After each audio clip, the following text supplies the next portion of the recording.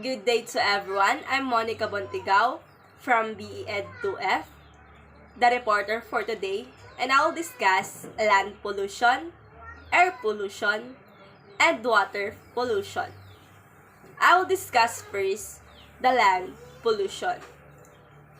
So before we get started, let's define first the land pollution. What is land pollution? When we first think of pollution, we often think of trash by the side of the road. This type of pollution is called land pollution. Land pollution is anything that damages or contaminates the land. Causes of the land pollution. There are many causes of land pollution, from the trash we throw away in our homes to waste produced at giant factories.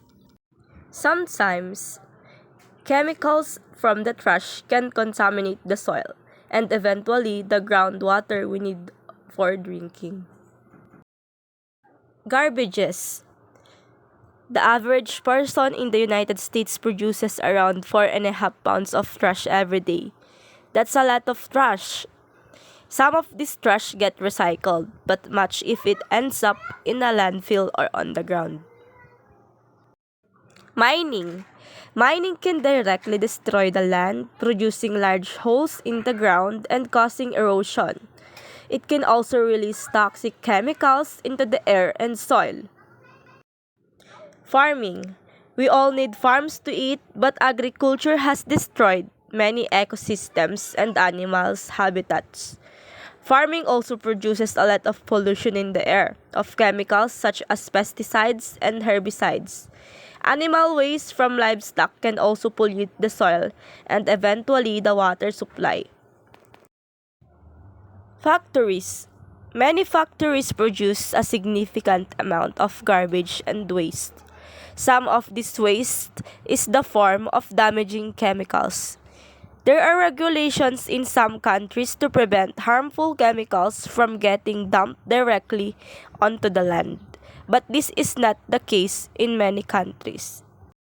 So these are the 4 examples of causes of land pollution: garbage, mining, farming, and factories. Effects on the environment. Land pollution can be one of the most visible types of pollution. You see trash outside of your buildings or on the side of the road. You may see a large landfill or dump. This type of land pollution not only can hurt animals and their habitats, but also is ugly and destroys the beauty of nature. Other types of land pollution like mining, farming, and factories can allow for harmful chemicals to enter into the soil and water. These chemicals can cause animals and plants to die, disrupting the food chain. Landfills release the greenhouse gas machine, which may lead to global warming. Effects on health. Different kinds of land pollution have been known to have adverse effects on the health of the animals and humans. The harmful chemicals that can get into the soil and water can cause cancers, deformities, and skin problems. Landfills. Landfills are areas where the garbage is placed in the land. Modern landfills in developed countries are designed to keep harmful chemicals from polluting the water. Some of the newest landfills even to try capture methane gas from escaping and use it to produce energy. In the United States, there are a lot of laws and regulations to try and keep landfills from harming the environment. What is biodegradable? Trash that is made of organic substance will eventually decay and become a part of the environment. This type of trash is called biodegradable. What can you do to help? Here are 4 things people can do to reduce land pollution. Number 1, recycle. Around 33% of trash in the United States is recycled. When you recycle, you add less land pollution. Number 2, produce less trash. Reduce less trash. Some ways to reduce trash include not using a napkin or paper towel unless you absolutely need one. Drinking water from a cup rather than a plastic bottle. And being sure to properly dispose of harmful trash like batteries and computer equipment. Number 3. Pick up trash. Don't be a litter bug. Also, you can help out by picking up trash when you see it lying around. Kids, make sure to ask your parents to help before you pick up strange trash. Number 4. Composting. Get with your parents or school and start a compost heap. Composting is when you collect organic waste and store it so it breaks down to where it can be used for fertilizer. Now, let's move on to air pollution. But let's define first what is air pollution. Air pollution is when unwanted chemicals, gases, and particles enter the air and the atmosphere, causing harm to animals and damaging the natural cycles of the earth. Natural causes of air pollution: eruptions of volcanoes, dust storms, and forest fires. Human causes of air pollution. Human activity is a major cause of air pollution, especially in large cities. Human air pollution is caused by things such as factories, power plants, cars, airplanes, chemicals, fumes from spray cans, and methane gas from landfills. Burning fossil fuels. One of the ways that human cause the most air pollution is burning fossil fuels. Burning fossil fuels. One of the ways that human cause the most air pollution is burning fossil fuels. Fossil fuels include coal, oil, and natural gas. When we burn fossil fuels, this releases all sorts of gases into the air and causing air pollution such as smog. Effects on the environment. Air pollution and the release of gases into the atmosphere can have many negative effects on the environment. Global warming. One type of air pollution is the addition of carbon dioxide gas into the air. Some scientists believe that releasing too much carbon dioxide into the atmosphere is one of the causes of global warming. This upsets the balance of the carbon cycle. The ozone layer. The ozone layer helps protect us from harmful rays from the sun. It is getting damaged from air pollution such as methane gas from livestock and CFCs from spray cans. Acid rain. Acid rain is created when gases such as sulfur dioxide get high into the atmosphere. The wind can blow these gases for miles and then they get washed out of the air when it rains. This rain is called acid rain and can damage forests and kill fish. Effects on health. Air pollution can also make people sick. It can make it difficult to breathe and cause diseases such as lung cancer, respiratory infections, and heart disease. According to the World Health Organization, 2.4 million people die each year from air pollution.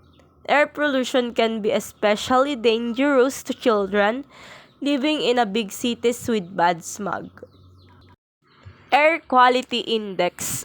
The Air Quality Index is a way for the government to alert people to the quality of the air and how bad the air pollution is in the area of or city.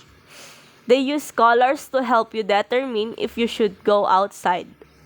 The green color is the air is good. Yellow, the air is moderate. Orange, the air is unhealthy for sensitive people like the elderly, children, and those with lung diseases. Red, unhealthy. Purple, very unhealthy. Maroon, hazardous. Pollutants. The actual gas or substance that causes air pollution is called a pollutant. Here are some of the major pollutants. 1. Sulfur. Sulfur dioxide, one of the most dangerous pollutants. Sulfur dioxide can be generated by burning coal or oil. It can cause acid rain as well as respiratory illnesses like asthma. Carbon dioxide.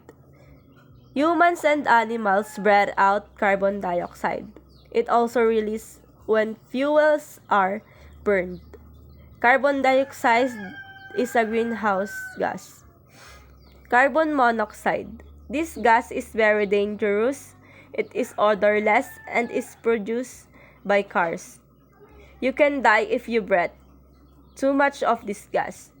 This is one reason why you should never leave your car running in the garage. Chlorofluorocarbons. These chemicals are also called CFCs. Were used in many devices from refrigerators to spray cans. They are not used as much today, but cause significant damage to ozone layer during the time they were heavily used. Particulate matter. These are tiny particles like dust that get into the atmosphere and make the air breath dirty. They are linked to disease like lung cancer. What can you do to help? Anytime you can use less energy, like electricity or gasoline. It can help reduce air pollution. You can help by turning off the lights when leaving your room and not leaving the TV or computer on when you are not using it. Driving less helps a lot too. Be sure to talk to your parents about carpooling with friends and planning errands so that you can get them all done in a single trip. This saves money on gas as well, which everyone likes. And my last topic is water pollution. Now, let's define what is water pollution. What is water pollution? Water pollution is when waste chemicals or other particles cause of a body of water, rivers, oceans, lakes, to become harmful to the fish and animals that need the water to survive. Water pollution can disrupt and negatively impact nature's water cycles as well. Natural causes of water pollution. Sometimes, water pollution can occur through natural causes like volcanoes, algae blooms, animal waste, and silt from storms and floods. Human causes of water pollution. A lot of water pollution comes from human activity. Some human causes include sewage, pesticides and fertilizers from farms, wastewater and chemical from factories, silt from construction sites, and trash from people littering. Oil spills. Some of the most famous incidents of water pollution have been oil spills. One was the Exxon Valdez oil spill, which occurred when an oil tanker hit a reef off the coast of Alaska and over 11 million gallons of oil spilled into the ocean. Another bad oil spill was the Deepwater Horizon's oil spill when an explosion at an oil well caused over 200 million gallons to the spill into the Gulf of Mexico. Acid rain. Air pollution can also have a direct effect on water pollution. When particles like sulfur dioxide get high into the air, they combine the rain to produce acid rain.